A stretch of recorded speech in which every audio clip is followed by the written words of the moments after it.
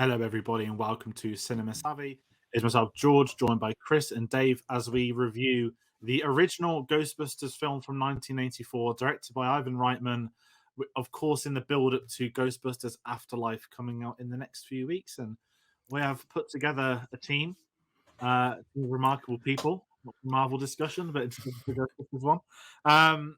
Sorry, I don't know any Ghostbusters puns, but I'm on the intro tonight. Chris is struggling with tonsillitis, but he is here. He is absolutely firing in. So, as you can awkwardly tell, this is my intro for the Ghostbusters series. Please don't all leave at once. We've got some very big fans here of this franchise, and we'll be getting to them very shortly. But as always, before we do, over to Chris with the socials for today. Well, it's not the Ghostbusters series because there was actually there was two Ghostbusters series actually, which is going to come into my conversation about this with the real Ghostbusters. But yeah, we're going to go through Ghostbusters 1 and 2. We're not doing the 2016 one. We're not going to do that to ourselves. That being said, George, you haven't seen the 2016 one, so if you want to get fully caught up, maybe you can watch it in your own time. But we have a review out. There's a watch along. Was that? Oh God, no. Oh, it's a drunk watch along, maybe. I'll probably drink myself to death before I have to watch that film. But we have a review on that. There's reaction videos I think I did back in the day on it, so go and check them out. But of course, our socials, not just Ghostbusters reviews. We've got a lot of other reviews coming out for stuff as well. So you can find us on Twitter at cinema_savvy, Facebook.com/cinemasavvy, and letterbox.com/cinemasavvy as well to keep track of everything we review. But yeah, this is going to be fun because sort of like in the last year or so on the channel, we've been going through a lot of old trilogies or franchises and things like that. We've got lots more to come, especially over the next couple of months included. And Ghostbusters was kind of one of those big ones, big franchise. It's like two main films and then, two other side films that are coming out. But it's a cultural impact. It's a main film that everyone talks about. And we haven't talked about it really much on the channel. So we're here today to change that. And yes, there are three of us, but there isn't like a fourth one tagging along for like the last half of the review. Not that we know of anyway. But yeah, I think that's all the preamble. I guess we can sort of dive into it with our first time seeing this film. So we'll start with you, Dave, because I know that, like me, Ghostbusters is very near and dear to your heart. Can you remember the first time you saw this film or how you got into it, how you were made aware of Ghostbusters? I'd seen the first thing I ever saw of Ghostbusters was in the bottom corner of your screen, that beautiful Ghostbusters logo on that black poster. And when it came out, it was kind of everywhere. I didn't see this at the cinema. The first experience I had with it was seeing the poster. I went to a library. These were things that had books in that you could go and actually hire and take only a few books at a time, but you could go and get books. It was amazing. But I got the novelization in a paperback, and I don't even think I read it, but in the middle of the book was the pages that had the screen pictures of what was the actual film. And I remember just being so intrigued by these images that I saw. It was probably not until a couple of years after when it probably came out, maybe not on TV, it might have been video. I can't recall exactly the first time I saw it, but since the first time I've seen it, Star Wars is my thing, but Ghostbusters is right up there next to it. It really is. It's one of my favorite movies. It's one I've seen a lot of times. It's got to be in high double figures for the amount of times I've watched this movie. On top of that, we normally tell people where to find you at the end, but obviously you've got a Ghostbusters series, which I want to flag now. Tell people at home who aren't aware of your videos. So yeah, you can find me over at The Life of Brian over on YouTube. If you search for me, latest of my videos is about Ghostbusters. It's kind of nice that we've come with this. HasLab have just released their latest offering, sort of their like the Kickstarters, really, where they offer big items, but you have to be backed by so many before they'll sell those. The latest one is a 1-to-1 scale proton pack from Ghostbusters Afterlife, coming out November 18th, which is going to be amazing, hopefully. But this is HasLab's latest. They had 7,000 required to be backed. I think it's at 6-7 at the minute. I think it was earlier tonight. It's still got 30 odd days still to go, so it's going to smash at least the 7,000 barrier. Might have already backed one, so that's going to be fun. But so if you want to go over to Life of Brian, you can watch a quick video on that release. It's my highest rated video like all year, which is amazing. So that's over there at The Life of Brian. definitely. So everyone do check that out, because I know it said bring off the Ghostbusters videos, which is exciting. And to take it to a real downer, I have to talk about the first time I saw Ghostbusters, but we're gonna get to Chris after, so hopefully restore faith. So I didn't see this until I was older. I had tickets. So actually, I have a very vivid memory of, when you'd go shopping as a kid, right? You'd go into like shopping centers, and there was some, like, not even furniture shops, but there'd be shops that play films randomly. And it wasn't like they were selling like nice Blu-ray. Well, it wasn't even Blu-rays, but then it wasn't like they were selling DVDs. They would just be on in the background. And I always have this distinct image of the Marshmallow Man walking through a city. And I thought, wow, I wonder what this film is. Maybe I'll watch it one day. And obviously, eventually discovered it was Ghostbusters. But I had tickets to go on the 30th anniversary with two of my friends at the time. Well, still good friends, but there was an IMAX which had lost its IMAX rights in Birmingham. It just became a giant cinema, so it could show any films. It was like an independent one. They had Ghostbusters 1 and 2 on a double bill. Now, I'd never seen them, and my friends had, and one of them loved the first one, not the second one, which is something I'm going to discover next week, which is a lovely little tease. But we were meant to go to this screening, and I kid you not, on the day, both of them cancelled. So it didn't end well for me. I wasn't too fussed. I'd missed out on money, but I had them on Blu-ray. So that day I went home. I'd prepped for this. I was told these films are great. I'm going to love them. And I watched Ghostbusters 1 that night, and I really struggled. And I'm just going to leave it with really struggled. And until Friday, I mean, we're pre-recording this way more in advance than normal, but this was the second time I'd seen the film, and I was a lot more open to it this time. I didn't have the expectation I did previously, but I think as a very vague one-line summary, I think I was potentially too old to watch this film for the first time. I think had I been a little bit younger, I think I'd have loved it a lot more. I'm not saying it's a film for kids at all, but I kind of call it like ET syndrome, where I know I'm in a minority that struggles with ET, and I saw it at the age of 18 like Ghostbusters. So it's I don't have as much a story, but I've always known and loved the song, which will be a thing we talk about later. Oh, I mean, it was UK #1 for God knows how many weeks, I think, when it came out, wasn't it? It was massive. Yeah, so I mean, this film was a big part of my childhood. I can't actually remember if I saw it for the first time on TV, or because I had the video. I had a double video combi. It was 1 and 2 on one cassette tape, which you used to get with some films sometimes, like masses of film reel in the middle of this cassette tape. And obviously you'd have to watch the first film, fast forward, then you'd have another set of trailers, and then you'd get into the second film afterwards. Loved that thing. And I used to watch it all the time. And because I had 1 and 2 in one very handy cassette tape, I would pretty much watch 1 and 2 interchangeably. I don't remember having, like, with some of the Star Wars films, there was always certain ones that I'd go to and watch more times often than not. Return of the Jedi, for example. Whereas Ghostbusters 1 and 2, I think I just sort of alternated between the two and watched them just as, many times as each other. And it was so great because it was one of those films, and I would have watched it very young as well. I imagine probably 4, 5, 6, maybe. I would have been watching these films. And I was scared with some scenes, and that's, I think, one of the strengths, with Ghostbusters, is that it works as a comedy. Its horror elements work, and it's an action film as well in many respects, and that works too.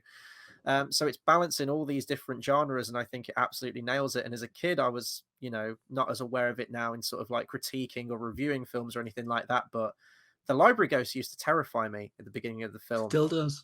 Yeah, and one of the big things we'll talk about later is the music as well. And that very spooky sound, like that, it terrified me as a kid, but I also loved it, and I was, enraptured by it, and I loved the characters and the humor and the adventure that they went on. There's even some elements in Ghostbusters 2 that used to scare me as well, but I think that was like a sign of a good kids film. I think that adults could enjoy it because, whether they were aware of the likes of Bill Murray and, Dan Akroyd, etc. A lot of the jokes are quite geared towards adults, and there's a lot of sort of deadpan humor in there, which I think they'll enjoy. Whereas the kids, like, they might be scared by, but also kind of be intrigued by the ghosts as well. So I think it definitely caters to both audiences. And then, of course, I had some of the toys as well, which was a big thing growing up. I had the Ecto-1, which made the siren, which I'm not at liberty to make the noise of the siren based on my voice. I had a Slimer toy, I remember, which I think came with some like disgusting green goo, which always went bad. A lot of kids' toys in the 90s had like goo for some reason. And I remember having one Ghostbusters toy. Now, I thought there were toys of the real Ghostbusters, but I did some digging, and apparently that series came out in the 80s. So I probably had toys based on the second series which came out, which was Extreme Ghostbusters, I think it was called, which came out in 97, I think. So yeah, I'd have been like 4 years old at the time, 4 going into 5. So prime age for it. And that's a good point, George, actually, because I know that you didn't like this film the first time you watched it. I was hoping maybe you'd have a change of heart, but you know, at least we're going to have a balanced discussion with it. Is that a big thing where if you discovered this as a kid, you like it? I think another film that you can compare that to from the 80s, and which I've heard a lot of people say if they've watched it recently, they don't really care for, is The Goonies.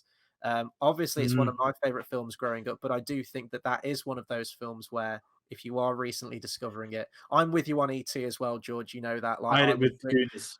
yeah, yeah. A lot older for Goonies, but that's a really good sort of like mini discussion point in itself, in truth, because I will say, second time around on Friday, I was in the not as in the mood for it more, but I was like, okay, there's a new one coming out. You know, I keep seeing the trailer every time I watch Dune now. You know, one trailer stops getting shown every bloody day, and now another one takes its place. Don't know what it's going to be after Ghostbusters. Well, it's going to be Matrix, isn't it? But it was one of them. I was like, okay, you know, I've only seen the first. I've not seen the second. I've not seen the 2016 one. And you know, we've not spoke about it on the channel.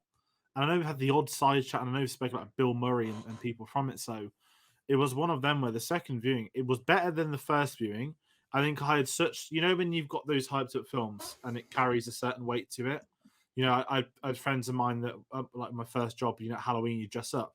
There were two that always came in the Ghostbusters costumes. They'd have the backpack thing, and they'd play music out loud. And it was one of them where it was so ingrained in pop status that I'm not Have we? saying I assume it's because it was very well. I mean, this was before I saw Goonies, before I saw E.T. And I think that's why I'm in this minority, because Goonies is a great point, because I despised the Goonies when I saw it. And that was in 2018, so I'd have been, what, 22? Oh, wow. Okay. Definitely too old. But it was, again, ticking it off that list. And I do think with so many films, age is so important about how old you are. And I think Ghostbusters, the second viewing, I liked it more because I don't say it felt more adult, but I appreciated the humor more than I did all those years ago. I thought it'd be like an SNL sketch, right? We'll get into SNL in a bit, but because of the SNL essentially team behind it, I thought it'd be like, here's the 80s SNL sketch that's been extended to 2 hours. Because I know that Blues Brothers is essentially that. I know they have done it in the past with so many SNL characters. Even Ted Lasso, one of the best shows out today, is an SNL sketch from 8 years ago.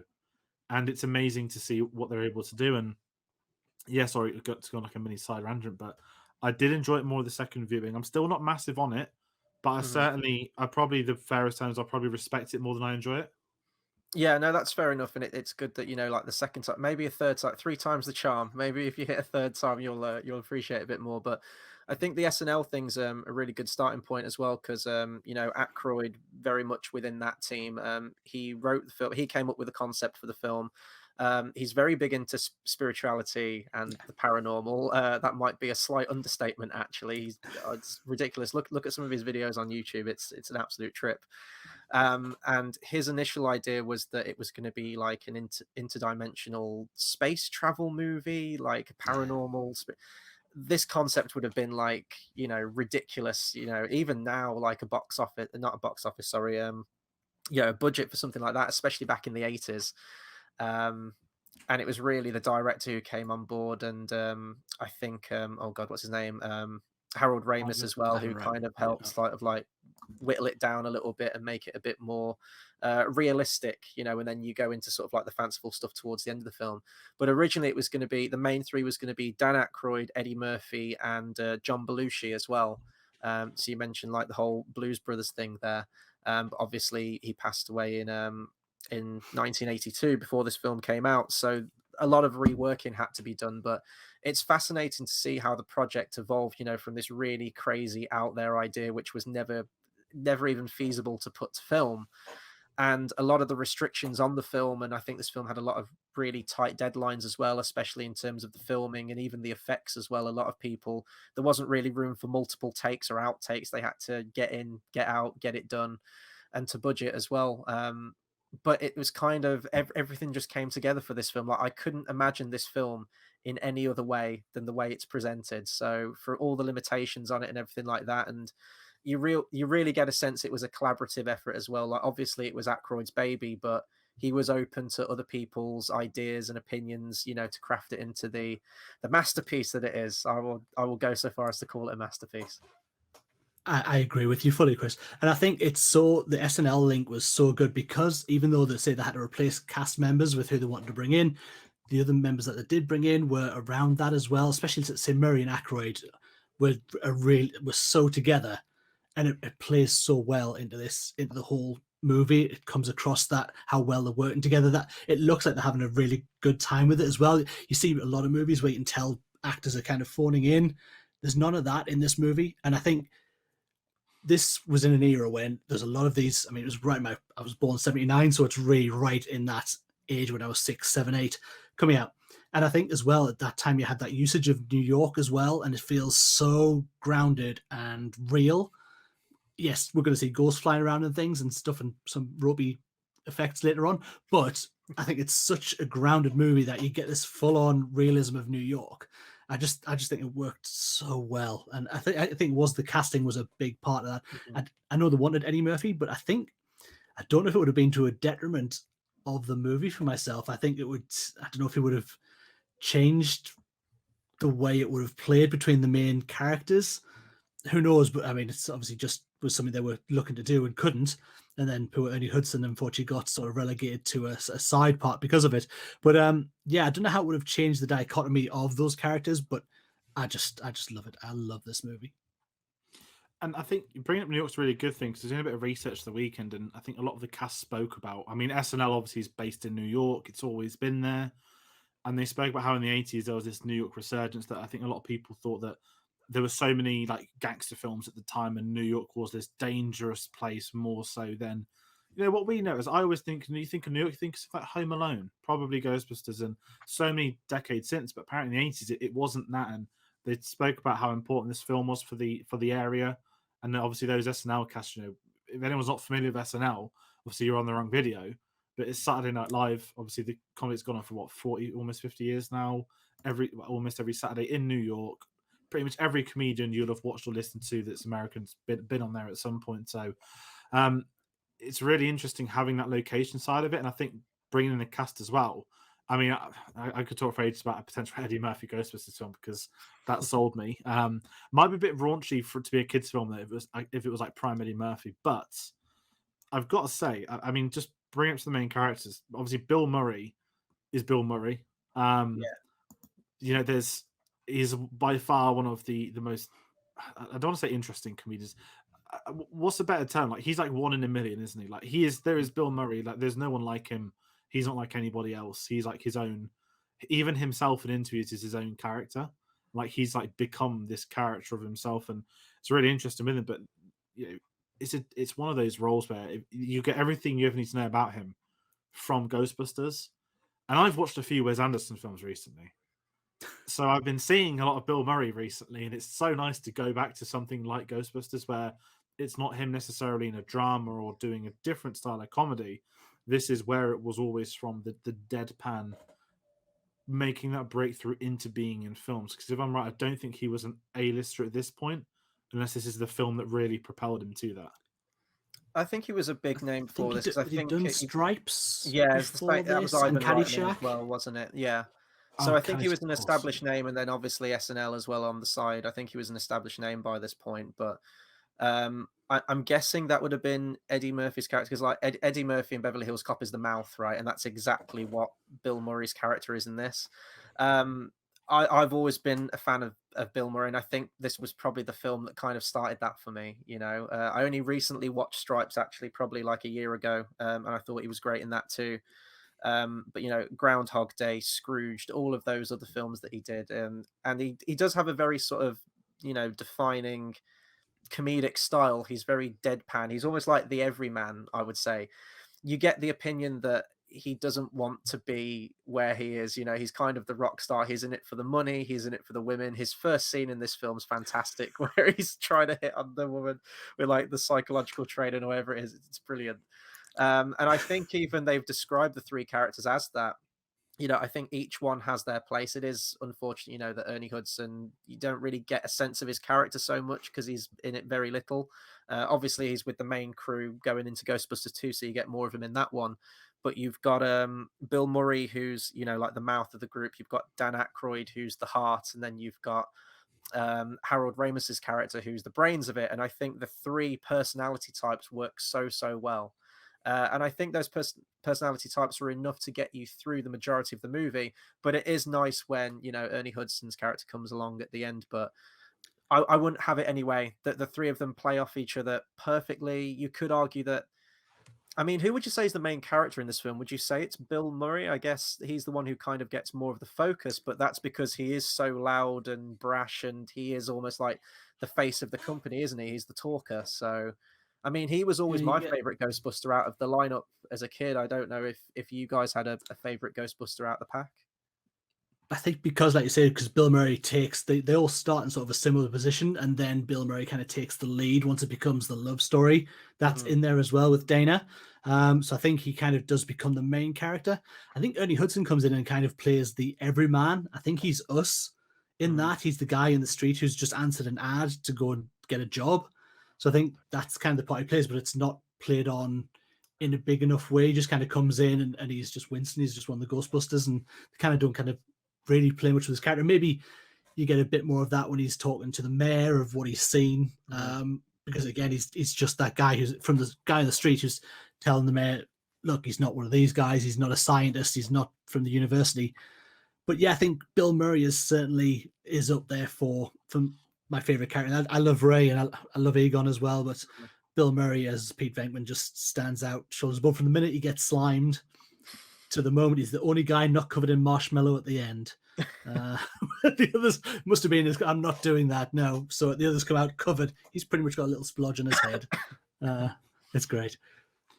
I love Howard Ramis in this. I know he plays Egon. And I don't know what is it because he's the nerd of the three, the really deep voice. I don't know what it is, but I think because you know what you're going to get with Bill Murray, and that's not a bad thing. That's a compliment. You're probably in for a good time. I'm sure he's probably done the odd clanger somewhere. Even in Jungle Book, he was amazing. He was like born to play Baloo. But with Howard Ramis, I don't know what it is about Egon.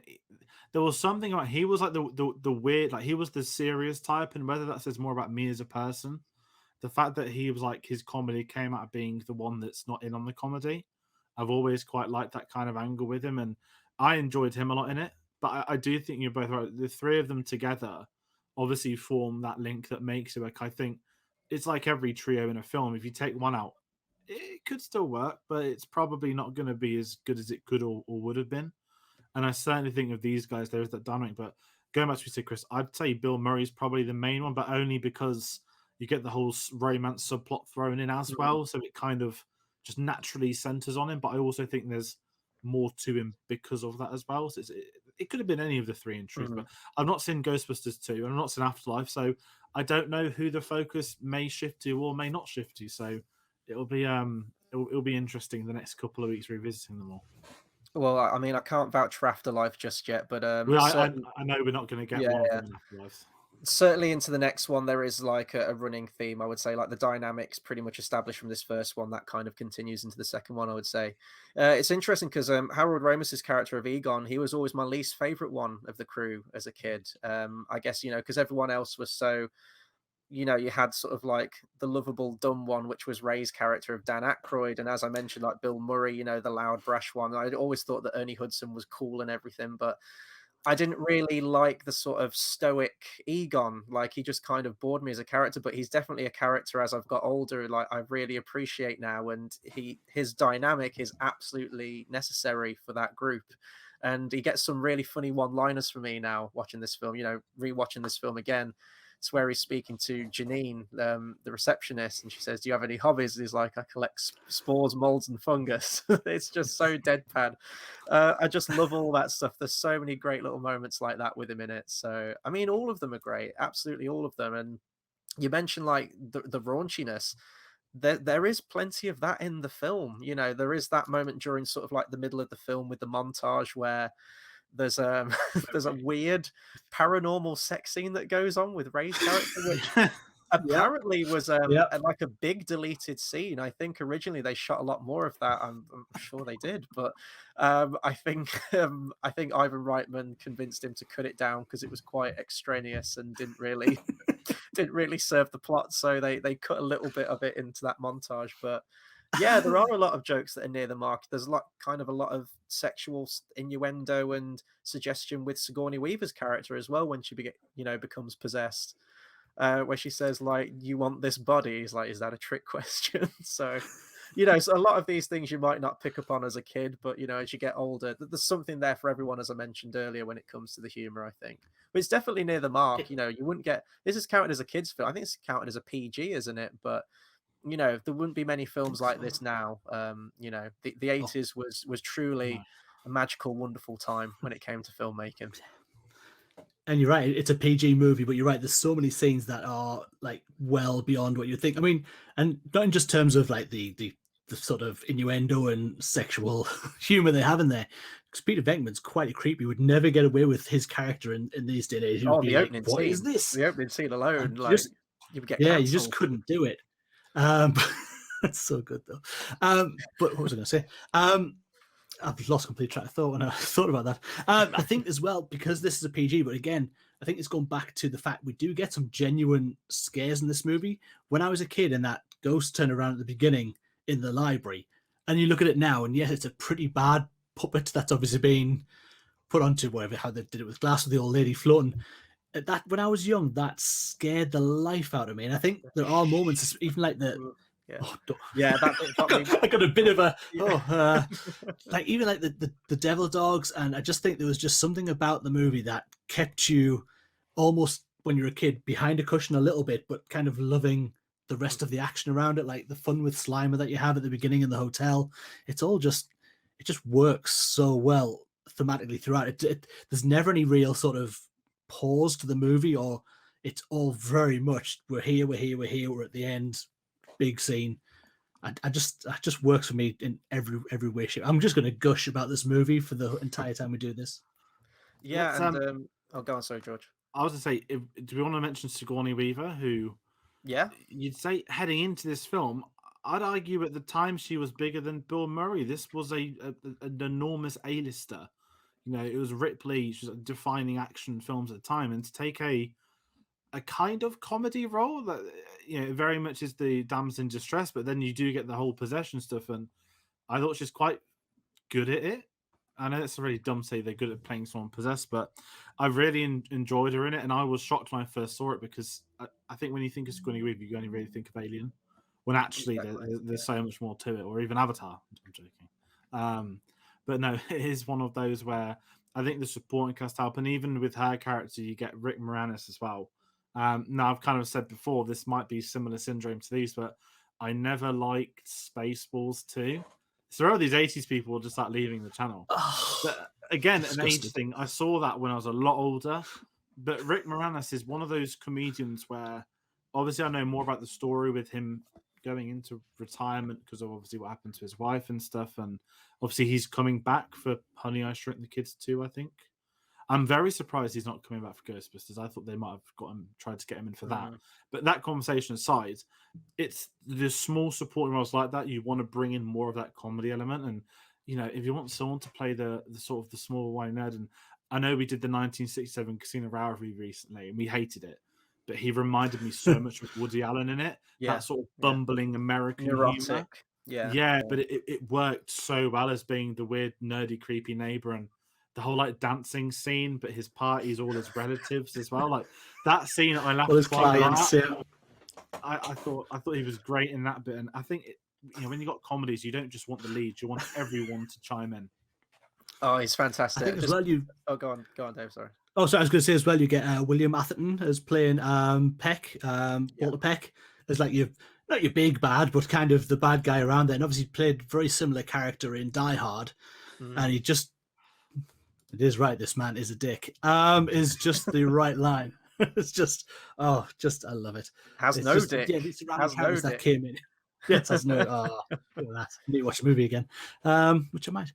So yeah, I just think they've got these really interesting surrounding characters that they are there that serve a very small purpose. Apart from obviously Sigourney Weaver's Dana plays a rather larger character, but everyone that's around the main Ghostbusters with are there and serve a really nice purpose, but don't need a massive amount of time to tell a story. They're just protagonists and given a very specific role. Yeah, no, absolutely. I love Sigourney Weaver in this film, and perfectly cast as well. And I don't know if she'd done any comedy films before this point. I know, obviously, it would have been Alien and Aliens, right? They would have been the big two before this point. And now in hindsight, whenever I think of Sigourney Weaver, I think of Galaxy Quest as well. She's a very established comedic actress, and she's fantastic. But I don't know if this would have been one of the first ones that she did, and again balancing sort of comedy and also the damsel in distress kind of character, and also a villainous aspect as well. She kind of does everything in this film. I think originally the casting was going to be Daryl Hannah, Julia Roberts, and Denise Crosby, I think it was. But again, seeing the film, I can't imagine this film being any other way than is presented, and I think she's great.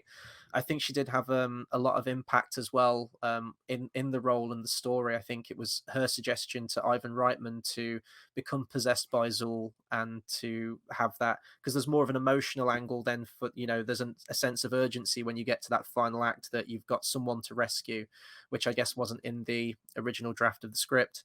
But going to, oh God, what's his name? I'm blanking on his name. Rick Moranis' character. I absolutely love Rick Moranis from anything from Little Shop of Horrors. I even think he played a great Barney Rubble in the Flintstones movie as well, just to shout that out too. He's brilliant, and I think a lot of it was ad-libbed as well. I think when he's introducing the people at the party, it's just how much stock they've sold or whatever it happens to be. That was all ad-libbed as well. Even his intro scene, he's just like that annoying neighbor that never shuts up, and we've all got them. We've all experienced neighbors like that in the past. Where he's talking about he's on like a health kick. He's just got done doing a workout. Would you like to come back for a mineral water or something? I'm going to go take a shower. He's just great. And I even love him in Ghostbusters 2 as well. He's fantastic. We talked about Walter Peck as well. I do want to talk about Annie Potts, though, as Janine Melnitz, because she is actually coming back for Ghostbusters Afterlife. She's in one of the recent trailers, I think. Love her character. I love the voice. I love the appearance, the mannerisms. She's playing the receptionist that really doesn't want to be there and everything. She's great. Just all the supporting characters and the lines and everything. She goes on like a bit of a monologue at the beginning where she says, I have these hobbies, I do this, I do that. I can't remember the exact line, but she's great. She's great. And she's got a good sort of dynamic with Egon in this film, and then as we see in the next one with Rick Moranis' character as well. I think she's been a great carry through for these films, and when I saw her in the trailer for Afterlife, it was a real like, okay, she was still around Egon when this is all left and he's over in this farmhouse or whatever. She was still, we don't know how involved in the story she is with him. I've stayed away from as many spoilers as I can for Afterlife. But it was really nice to see her again. I think we talked about the relationship of Peter Venkman and Dana in the movie, but they have this little side love story, which is Janine really wanting to be with Egon and him being that almost coy, shy little boy around her. For this amazing scientist, really clever guy, kind of shrinks into a shell by this out there woman who just is really into him. And I just love that dynamic between those two characters as well. Absolutely. Yeah. Go on, George. Sorry. I was just going to say the receptionist one. I think it's quite interesting because obviously I'd seen the trailer loads, and obviously I watched this on last week. Was at the cinema watching Dune again, and then after I've showed the played, I was like, "Oh, it's the receptionist." And without sort of talking about the new one, it feels very Force Awakens-y from what I've seen. Yeah, which has kind of actually piqued up me watching the first two because it's the whole mythic status more so than let's just slap Bill Murray on a poster looking old for like 2 minutes, if that makes sense. So I can understand where this hype's coming from, but even that kind of felt interesting. They've been able to bring her back amongst a couple of others. I just wanted to move on to the music because you can't talk unless I missed any characters. No.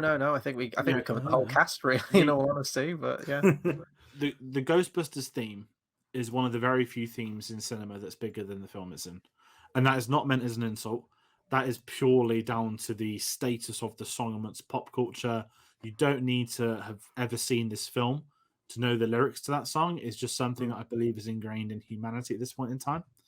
And I think as well, it's just a great song. And I know that Chris is the 80s king, so I'm going to politely pass over to him to go over this next bit. But I'm not saying the film's not going to work without the song, but it just does build the film. When you're watching it and it starts playing as well, it just builds it. And even going back to the beginning, we'll get into favorite scenes later, but the whole the advert of them as well on the TV, the fact it's always been about who you're going to call, I just love that kind of stuff. I love that TV advert as well. It's just really awkward and stilted, Yeah. and like one walks forward, says their bit, walks back. Love that. Yeah, Ray Parker Jr. Ghostbusters. I mean, I went out for Halloween at the weekend. This obviously played, and it's fantastic. All these years on, it's still an absolute room filler when it comes to the music. It's great, and I think that the composer of this film, Elmer Bernstein, was against the idea of having any soundtrack music in the film from like big pop artists and stuff, but it works so well in the film, and not just like the main Ghostbusters theme. There's loads of other sort of musical moments throughout the film that just have a real atmosphere about them. And I don't know if it's just kind of nostalgia with me, but you've got Saving the Day that kicks in, when they go roaring out in the Ecto-1 and they're being lauded by all of the residents of New York and everything. It's so good when that song kicks in. And then the weird kind of ethereal magic that plays during when all the ghosts are released as well. And it's like a creepy vibe to that song that even as a kid, it felt uneasy, but it just works so beautifully. So I think all the musical choices throughout the film are fantastic. And yeah, the main Ghostbusters theme, it's completely synonymous with this film. And I think really helped elevate it to that cultural impact. I mean, if you took that song out, would the film still have performed well? I'm sure it would have done, but it's just that extra notch on the belt, isn't it, towards this film for me. I did actually see Ray Parker Jr. in an interview at a Comic-Con that I went to, and it's a bit of a shame because when they opened it up to the Q&A, everyone was obviously talking about Ghostbusters, but this is a guy that's had like a huge career and he's worked with incredible artists within the music industry. And he kept trying to sort of like direct the conversation onto talking more about that, understandably so. I think he's even worked with like James Brown and people like that, very much in like the Motown scene and everything. And everyone was like, what was it like to record the song for Ghostbusters? I felt so bad for him. And then he had to perform the goddamn song. He probably hates his involvement with that song now. I felt so bad. But I mean, it's, it's the impact, isn't it? The song had. So, maybe he takes I'm pleasure thinking in the the fact royalties that come through on that song probably do all right around Exactly. Halloween time. Yeah, exactly. It must be nice as a musician. Like, true, you've probably got to sing it 1,000 times, and you question your own existence and your place in this universe. But you've made a song, you've been a part of a song that still lasted generations on, decades on, and probably will continue to have that impact for many more as well. To leave something in the zeitgeist from a movie from 1984 that you had no idea was going to be what it was, that you put this track out and now still to this day is still a massive song. Like, you're right, it's for them to have recorded this and just, it's people know all of this without knowing what Ghostbusters is. You could see the Ghostbusters logo, and if you've never seen the film, you still know exactly what movie that's from without, you could not see a frame of footage, but you know what that is. To leave a cultural impact like that from a little comedy movie that they put out there, I think it's a wonderful thing. I think the soundtrack for this movie is amazing. I think Bernstein did an amazing job. I mean, he worked on like the Magnificent Seven, stuff like that, so he had a really good history of movie music, and I think it works so well. But I love when they have these little needle drops, like you just said, Chris, when they drops onto certain songs that just take you out of a normal soundtrack and give you an album song to think, I really love that. And every time you now hear it, if it's on the radio, you hear it anytime, it just takes you right back. And you can almost see the scenes of the movie playing alongside it. I think it's a really good sort of like score as well to it. Elmer Bernstein, very sort of discernible style. He's done loads of different films, but the one soundtrack that this always reminded me of, and then obviously I found out that it was the same composer, was the Disney film The Black Cauldron. And the soundtrack to that almost sounds identical to Ghostbusters. The two came out a year apart from each other, so clearly some influence going there. Maybe he was rushed and thought, I'll just, lift a couple of pages from Ghostbusters and there you go, Black Cauldron. There's an instrument, and I can't remember what it's called. I think it has a French name. I'm not even going to try and pronounce it, but it's like an electrical instrument that's played with, it's like a theremin kind of sound, like that weird, spooky, electronic, like, woo, like the UFO kind of sound type thing. I can't do it, but you know what I mean. And he used that a lot, and I think he had to reach out to certain musicians because I think it was like a scant few people in the world knew how to play that instrument. But that gives you that discernible, defining, spooky sound, like right from the opening scene in the library when things start floating past the camera or levitating. I think it's a really solid score all the way through. But it's a perfect combination of album music and that soundtrack music coming through, I think.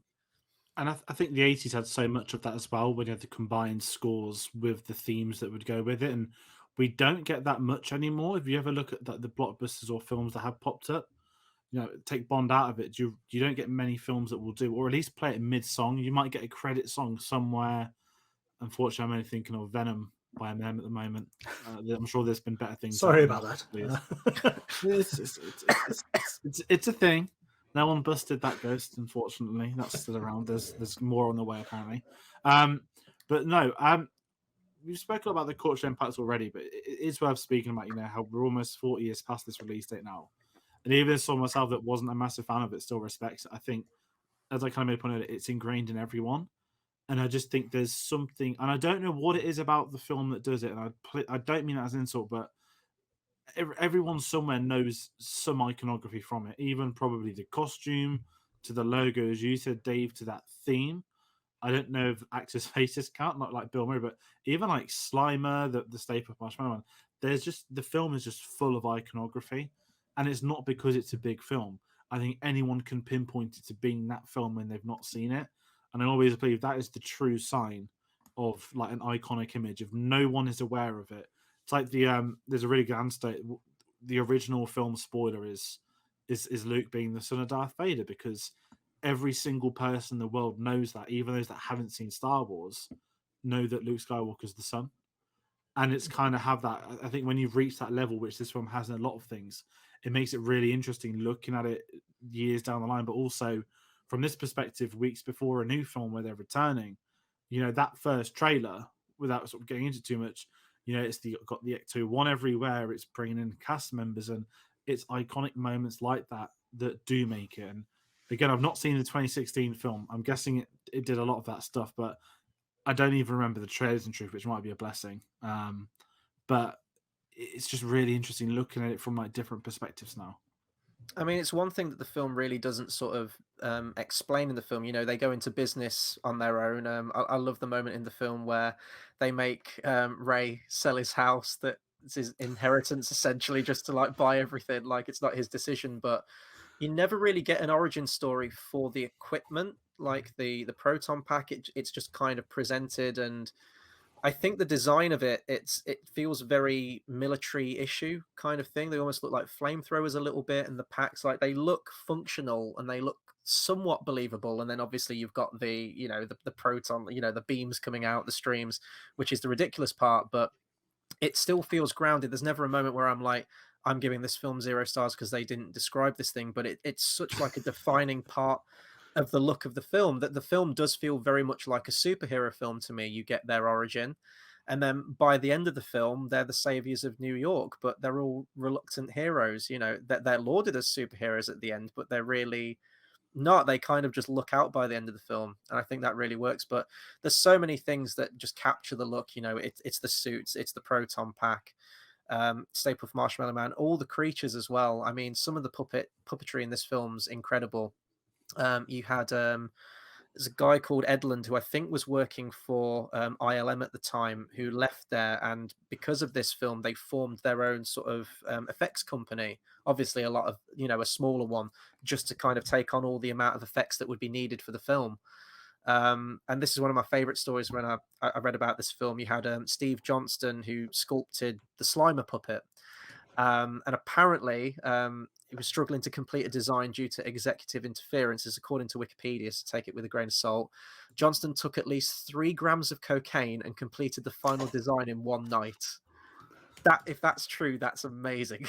But I mean, Slimer, for God's sake, like, they bring him back every single chance they get. The cartoon series that came out, he was basically a sidekick. And actually, I think it was from that cartoon series that came out a couple of years after this in the 80s, that named him Slimer. I don't even think he had the name Slimer in this original film. I think that was something that was given in the animated series, and now, you know, he did. I think they brought him back, didn't they, in the 2016 one? We see in the trailer he's coming back in Afterlife, and it's just all these iconic things. The Stay Puft Marshmallow Man, and even the Zool dogs as well. I think if I was going to give one negative to this film, I would say that some of the effects don't look great, and even at the time, I remember them not holding up great. Mostly with the stop motion on the Zool dogs, I think. Now, I'm a lover of old effects, you know, including stop motion, so I always see there's a charm to that, and just sort of there is a defining look to 80s films, you know, where they incorporated a lot of those filming techniques in there. But there are some pretty ropey bits. The one that really stands out to me is where the Zool dog bursts out of Harold Ramis, not Harold Ramis, sorry. I always keep forgetting his name. Rick Moranis' apartment, and there's like this weird hazy glow around it where they've composited it onto the film.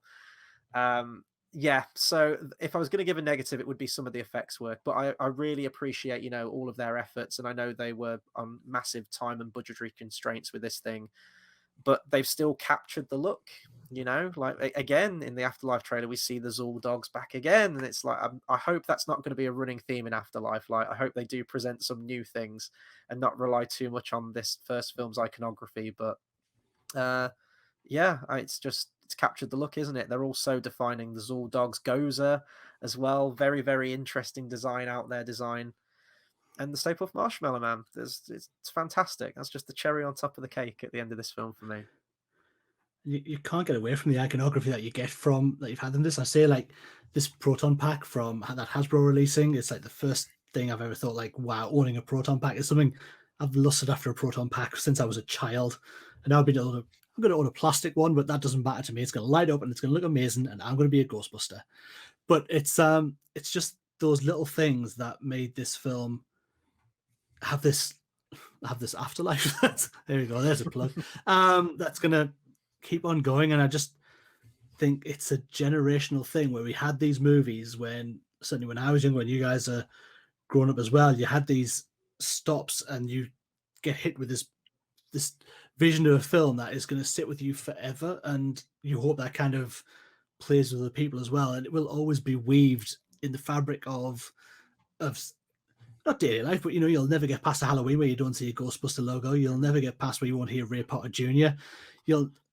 Every time you visit New York, you're going to go see the fire station, Hook and Ladder 31. You're going to go down there because they sell merchandise there as well, and the Ecto 1 things. It's left a major mark on the entire world, really. It's crazy that films don't seem to have the power. I mean, yes, maybe the Marvel movies at some points, but never a singular movie that's going to leave this big dent and carry on for 40, 50 years down the line, where you're still going to be seeing the same iconography. I think it's wonderful.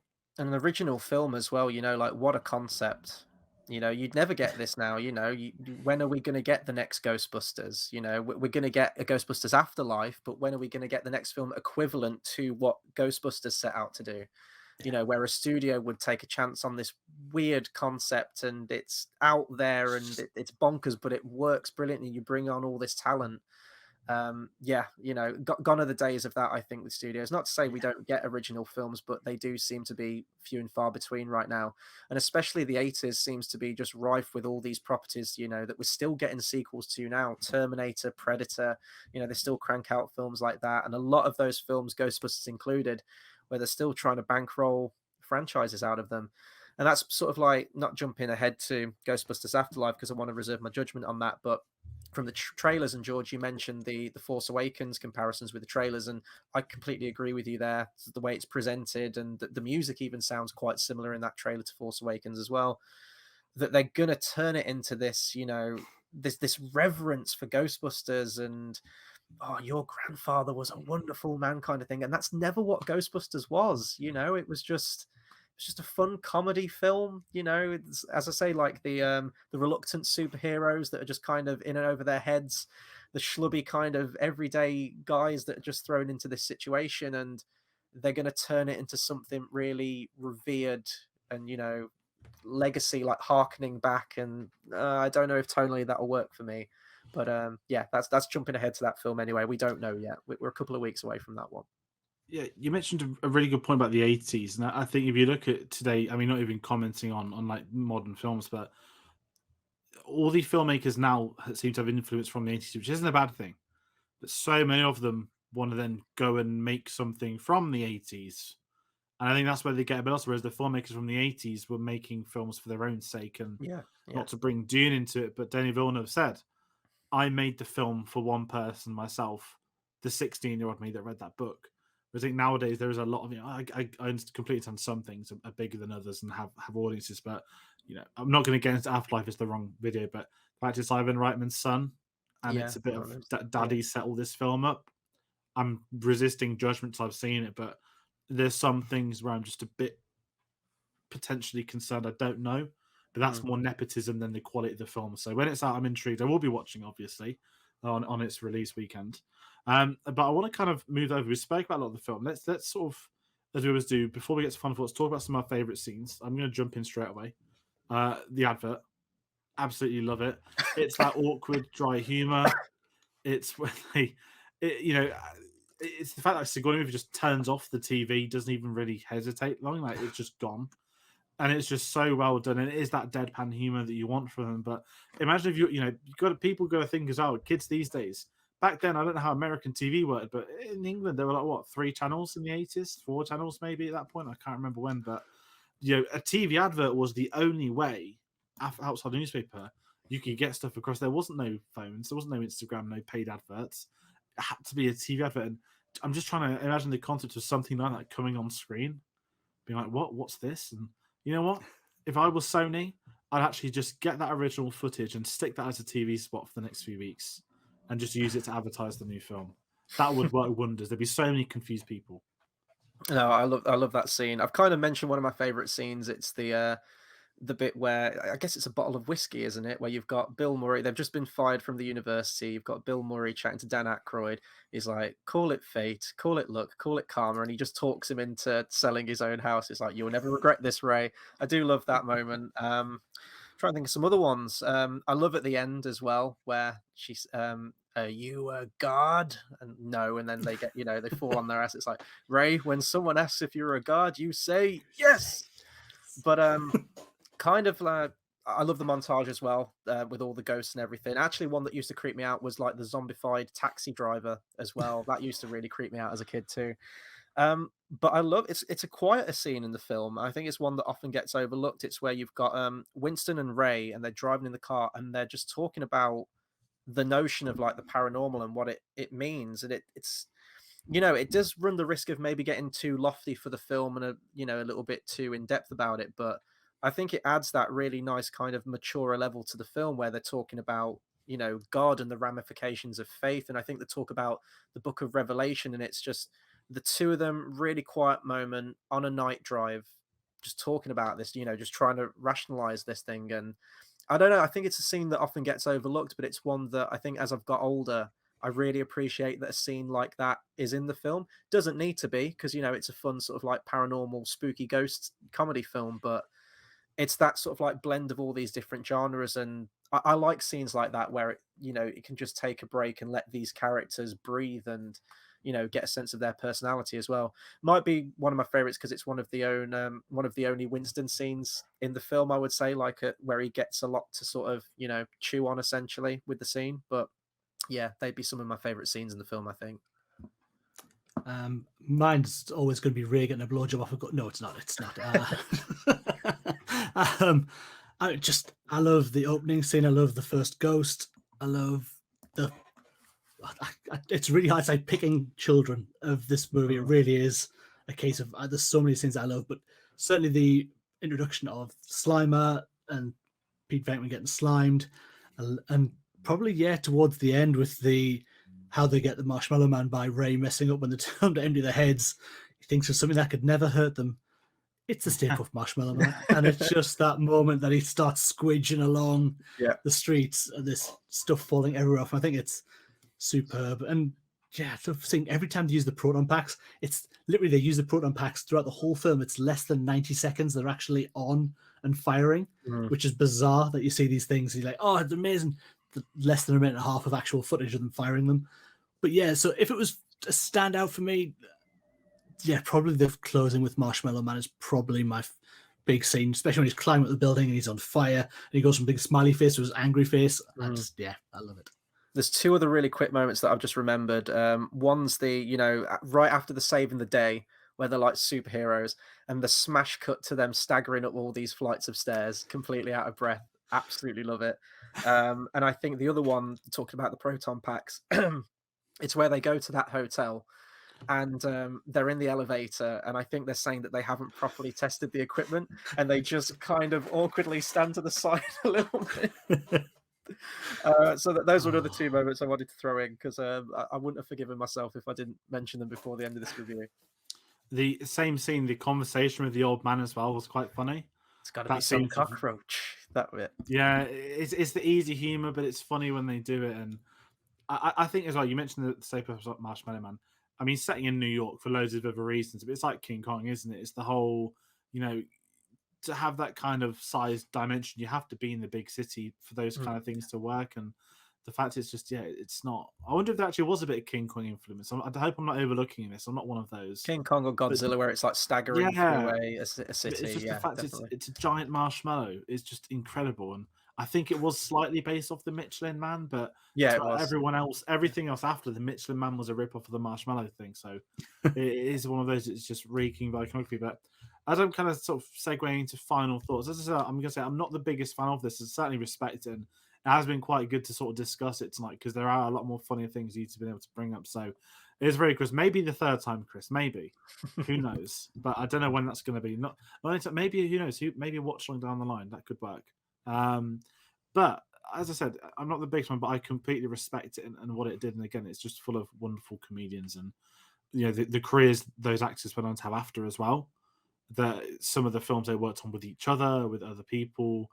And I think this really did push the boundaries of comedies, make it more accessible. And as so many of today's comedians say, they were all influenced by that era of SNL, that those actors appearing on it. Stuff like Ghostbusters, I think, would be living in a very different world if a film like this hadn't been released. Yeah, no, absolutely. I think for me, the two standout parts of this film for me are, number one, the concept, just absolutely incredible. And two is the cast, is everyone. They got all of these different characters and all these, absolute masters of their craft, in terms of comedy, coming together with this ensemble and just making it work. They're really likable characters. They're fun. And they balance all the different styles well. As I mentioned, like even as a kid, I was both scared, and excited by this film. And I think that was definitely a big thing for people growing up with this film. The creature design, it's just everything. I'm going to be really boring and just say everything works with this film. I do think in terms of the comedy of the film, I think it's definitely a style that, if someone says, oh, I didn't find it funny, that's fine, because it might not be everyone's style of comedy. And I completely respect that. It's a lot more deadpan, and there are some lines that are just kind of said, you might not pick up on it now. And I mean, if you are going to compare it to the 2016 one, Jesus Christ, that one's just about, shouting and pratfalling, and it's funny because they fell down. Whereas this one, I don't know, there's quality to the writing. I think that, not to say there aren't funny comedy films now, but definitely sort of back then, in the 80s, in the peak, and even before then as well, the writing was just so sharp across the board. And I think that's like the biggest strength of this film, because this film could have tanked. This film could have just been a hot mess. I mean, if you write on paper that the climax of your film is going to involve like a skyscraper sized Marshmallow Man, you'd be like, what the hell's this about? But it's testament to the film that, starting realistically and, how grounded it feels, the more wacky elements of the film, it complements those moments. Those bits are the standout and funny parts in this film. So it's just everything. It was just a lightning in a bottle film for me. And I guess, George, you'll see next week whether you think that, well, I mean, I know that you weren't the biggest fan of it, but what you think of Ghostbusters 2, whether you like it more, if you, like your mate, as you mentioned, didn't like 2 as much as 1, because I think that tends to be the general consensus when it comes to Ghostbusters 2, is that either people hate it or they're just like, oh, it's not as good as 1, and they kind of dismiss it. But that's a conversation for next week at least. What about you, Dave? What do you think of this? I can't speak. I've seen no slow points in this movie. I adore this movie. It really is right up there for me. It's outside of a couple of the Star Wars movies, it's probably one of my favorite movies I've ever seen and will revisit over and over again. I think you're right. It's that blend of comedy and horror.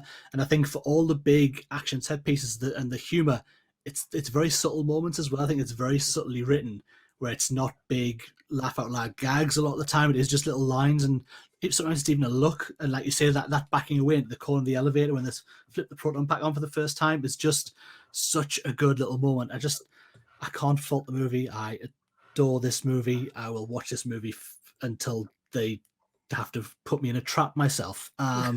Yes, I love this movie.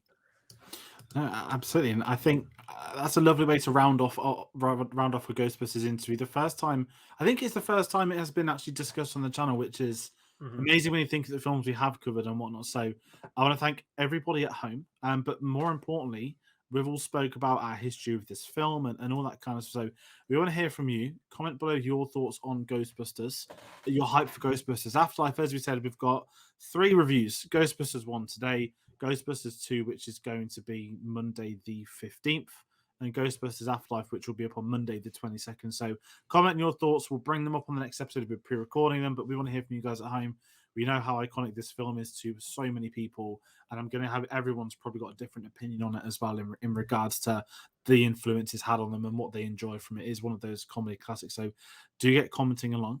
And if you don't know where to find us, we've got far too much stuff coming out soon, which is a great thing for you guys at home.